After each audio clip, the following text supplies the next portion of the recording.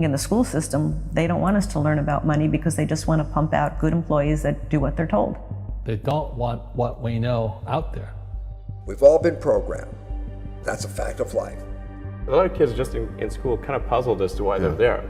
Well, oftentimes business education today, and I see it all the time, kids come out of college, the best colleges, Wharton and Harvard and Stanford and some of the great business schools, and they'll come out and they won't have practical experience. There's too many case studies that aren't practical. What is school doing to your brain? If you look at school, it's opposite of what it takes to be successful in real life. We have a system where we take children away from their parents at least 5 days a week, all day, and we have control of their minds until they're about 17, 18. Don't make a mistake. Do as you're told. Take tests by yourself. Don't cooperate. Do it by yourself. Do it on your own. And there's only one right answer. No, there's tons of answers to a problem. We ask kids that are 16 to 18 years old to make $100,000 debt decisions when they go off to university. What they're getting themselves into. They just assume, okay, I'm going to pay 4 years of education at $25,000 a pop, and when I come out the other side, somehow I'll be able to pay it back. That's not how life works anymore. Money may not be the most important thing in the world, but it affects everything that is. It affects your lifestyle, it affects your health care, it affects your level of education, it affects the food you eat. It affects everything on a day-to-day basis. It may not be the most important thing, but it does affect everything that is important. One of the reasons we have such a horrible economy is because of what our top schools are pumping out. People who all they do is care about themselves, and they create these CDSs, credit default swaps, and derivatives that damage everybody. When you were in school, were you an A student or a C student? You know, were you the star of the class or the flunky of the class? And if you weren't the A student, then did that mean you couldn't be successful? Is that what it means to you? If you didn't go to a great school, you're never going to be successful? What if you drop out? You know, what if you drop out like Steve Jobs and Bill Gates? That means you've had it. Jack Ma, who is the founder of a little company called Alibaba, he just recently said, if you're 35 and you're not rich and successful, you'll never be successful. Of course, Jack Ma is a school teacher. Former school teacher who struck it rich.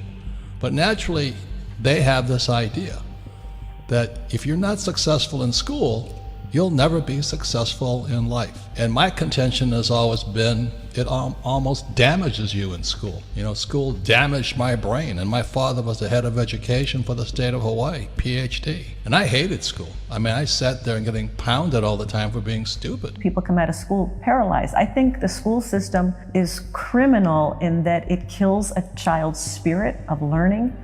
You know, a child goes into school all excited about, yeah, I'm gonna learn and it's gonna be great. And then the teacher says, sit down and shut up. Shut up! You just be quiet. You just be quiet. Shut up! You ate the tea. You ate the tea. Don't talk. We don't care what you're interested in. They just teach you what they want to teach you instead of finding out what the child is interested in and teaching to that. I think kids come out of school scared to death of making a mistake. They come out paralyzed. They don't know what they want to do because their spirit and their creativity has been crushed inside of them. So you almost have to do a whole reprogramming once you get out of school so you can find out what it is that excites you, what it is that where your passion is. Because once you can discover what's most meaningful, then decisions and life becomes so much easier because there's more joy, there's more better communication with relationships. But they don't teach any of this in school. They just say, sit down, do as you're told, take the test by yourself, and don't make a mistake. If you're not successful yet, you might be a late bloomer. This is especially for those with students still in school, or you're struggling financially and you're over 35, or you're an old guy and you still haven't made it.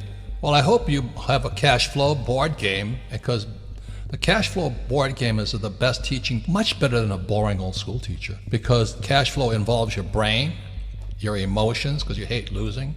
You have to physically do something, and it inspires your spirit, because you know, losing is a wonderful thing if it inspires you to win. I still play Monopoly. My rich dad just started playing Monopoly with me. The other thing he did, he then took me to his 4 greenhouses, Red Hotel. He took me to his greenhouses. I went, holy moly, that it was more than just a board game. So I'm not saying it has to be real estate, but if it's stocks, I look at the guy Ray Dalio of Bridgewater, the biggest hedge fund in the world. He started buying stocks at a young age, same as Warren Buffett. You want to do it when the brain is still malleable and pliable.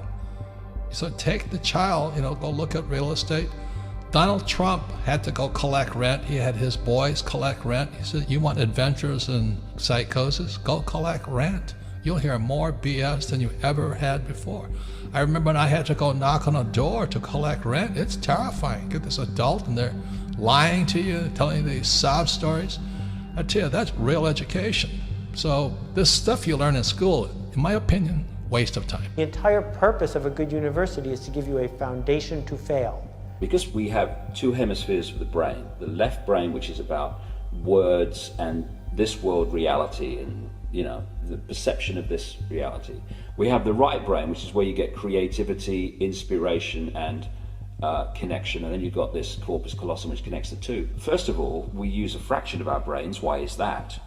And the other thing is that what the system does is it turns out left brain prisoners. They run the system, and it does it by putting information through schools and colleges and universities into the left brain, which it then says at time of an exam, give me all that back, and if you tell me what I've told you well enough to believe, then you'll pass the exam and you'll be very successful. We have too many entrepreneurs, we have too many successful people. How is it possible that school is making kids less intelligent?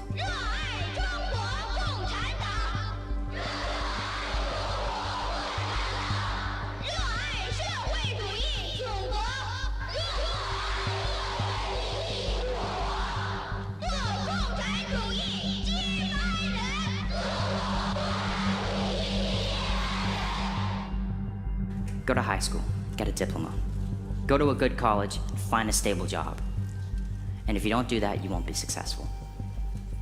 And if that was true, how am I even standing here today? How did I, a straight C student, start a technology company at the age of 16? Here's what I believe. Parents, teachers, educators, you have the power to influence and inspire youth. And if there's one message that I want parents, kids, and all of you to take away from what I've said here today, that you can stray away from this conventional, limited, and narrow path that education sets us upon. You can diverge and create your own future. No one has ever changed the world by doing what the world has told them to do.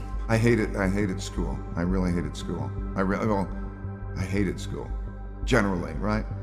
Because it was this instruction following thing. Ego barrier is the worst thing. And if we were raised differently, just imagine in the schools that all along that people will always say, everybody makes mistakes. Everybody has weaknesses. The key is really to understand what your mistakes and weaknesses are so that you can learn from them. I think punishment is a terrible concept. Punishment means that you made a mistake and you're being punished.